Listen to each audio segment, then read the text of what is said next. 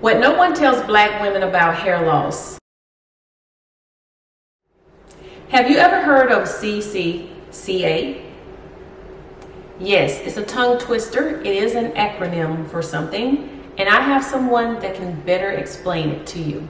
CCCA is an abbreviation for a very common form of hair loss that we see primarily in African American women. It stands for Central Centrifugal Cicatricial Alopecia. Yes, cicatricial. I had to keep saying that over and over and over and over again. So I finally got that word right. That's a mouthful, so that's why we call it CCCA for short. Usually, the hair loss starts as a very small round circle and it progresses outward until it can encompass almost the entire scalp. How many of you have had that same experience where you were at the hair salon and doing one of your normal visits to get your hair done, taken care of, whatever you get done, with shampoos, roller sets, relaxers, color treatment, and your stylist look up one day and say, hey, you have a bald spot in the top of your head. Well, I don't know about you, but that was my story. Really, the very first thing to get a diagnosis is to come to see a dermatologist. Dermatologists will look at the pattern of hair loss because not all hair loss is CCCA. Your scalp is not supposed to be itchy, it's not supposed to be painful or tender, and you're not supposed to lose hair on the top of your scalp either. It was a long time ago, but I remember it so clearly today. What actually happened. I was in the back in the shampoo bowl getting the shampoo, and as my stylist was just going through my hair and shampooing and giving me a good massage, and she looked up and she saw a quarter-size bald spot in the top of my head, right in the crown of my head. And at that time I didn't really think much of it. I thought, okay, that's weird.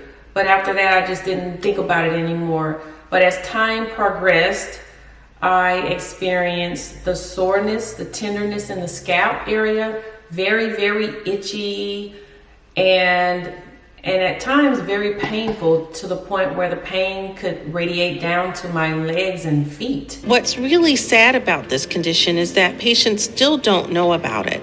Many stylists and beauticians who take care of patients who have it don't really understand it. And so oftentimes they go untreated for very long periods of time, dealing with the pain, trying to cover this very severe hair loss the best they can with wigs and hair pieces and elaborate hairstyles. And all of this happens before they get to the dermatologist. I wore my hair up a lot, pulled up, and there was some styles back out in the 90s where we had this really big ball at the top. Now I know that some of you guys in the comments are going to take what these two ladies said as reasons for why they are experiencing alopecia. The lady with the puff, a bun on the back of her head, the little afro puff. Now, she was speaking, sounding like prior to the problem, where either she made it worse or it was prior. I think she made it worse because the subject matter is about CCCA. Was wearing a lot of braids and weave. And my stylist would do different designs, and at the time I had a female, so she would bobby pin them in the very top of my scalp. And to be honest, it hurt. Because I'm saying to my stylist, pull it tight, when I'm getting it braided. So I'm like, pull it tight so that it'll last longer, not knowing that I'm putting more tension on my hair as she's braiding it really, really tight. And CCCA doesn't come from initially wearing her hair tight, but it can exacerbate the problem. And so that's what she was saying. She was telling her stylist to, braid her hair tighter, braid it tighter, thinking that it would help it last a lot longer. And I never understood how and why people could tolerate that type of pain, because I remember back in the day in the my hair salon days, I used to ask them to loosen my hairstyles, my buns, ponytails, and I'm talking about my own hair, not any type of extensions of any type, no wigs, no anything. I never wore wigs and extensions and all that, especially wigs when I was younger. I got my own hair styled for a very long time. I went to the salon, got shampoos and roller sets, and I wore the little pin-up French rolls and everything. So I did wear my own hair, and that's a myth about a lot of people who attack people with alopecia, is that we mistreated our hair. I got conditioning treatments. I was very, very cognizant of tight hairstyles. So that was not the case for me. My personal life in lots of ways. My self-esteem, well, let's just say I'm very conscious of it. I wear lots of wigs. I felt really bad about it, and I started slowly going into a depression over it, but I kept it covered so I wouldn't have to see it. I felt very depressed once my bald spot became a cantaloupe, size of a cantaloupe. Not cantaloupe, but grapefruit. It was the size of a grapefruit at some point. And that's when the depression really set in. But I could still hide it because I had hair around the surrounding areas of that spot.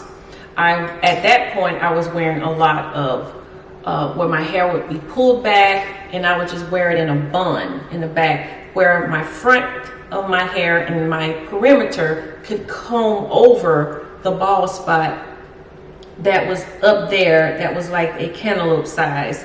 I could cover it up with my own hair and wear it in a bun. So I wore it like that all the time until that spot up there and the surrounding hair got thinner and thinner and thinner.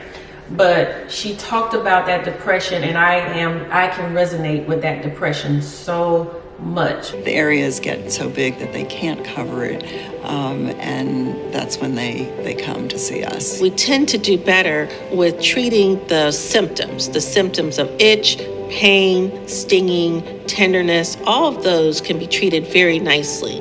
The harder part in treatment is really treating the loss. We're not expecting to get all the hair to regrow in this disorder. What we're expecting is to stop progression.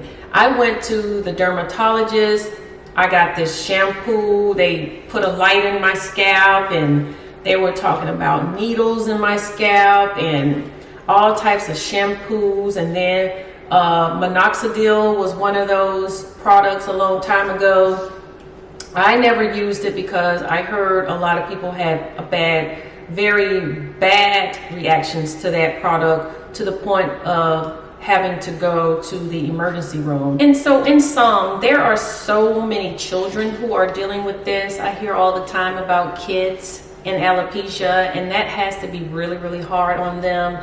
Although I have alopecia, I am so glad that I didn't have to deal with it as a child, because children can be really cruel. You have to go to school if you're not homeschooled and deal with the just the ridicule of not having hair, especially if you are a little girl. So my heart really goes out to the children, and I think that medicine has really improved, and awareness is more available now with all the information that's out here now with alopecia and all of the myths that we can kind of overlook these days, and realize that it's a lot of times it's just someone being cruel, or just their pure ignorance, if you will. And so it's good to educate yourself, especially if you have alopecia, or if you know anyone close to you, close friends or family member. You can bring more awareness to them and help them to feel a lot better if they have been dealing with depression because of the loss. The last thing I would like to say before I close out is that, just like this lady said, she really wished that someone had told her about CCCA, a lot of more things that could have been done, because no one suggested anything to me. Like the doctor said in this video about treating the pain, the itching, the burning. I mean, I've experienced that. I still experience it to a certain degree. And later on, I just discovered much later when the areas were just too large, you know. So I hope that I can bring value to you if you are on the onset of hair loss. If you see something like a dime or a quarter-size bald spot in the top of your head, go to a dermatologist, find someone that really cares, mention CCCA to them, and if they don't jump on things and try to get you some help treating the pain, because the pain and the burning and the itching is what helps exacerbate the hair loss.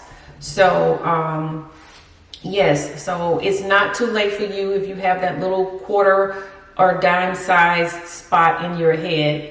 For all of us who has lost primarily 70% or more of our hair, I'm not going to say that there's no hope for you guys. I'm not a doctor. I'm not an expert, but other than hair pieces, maybe there is a solution for you if you would like to try the go to a doctor, hair loss system and hair replacement system, and talk to them, get a consultation and see if you are a candidate for a hair replacement system.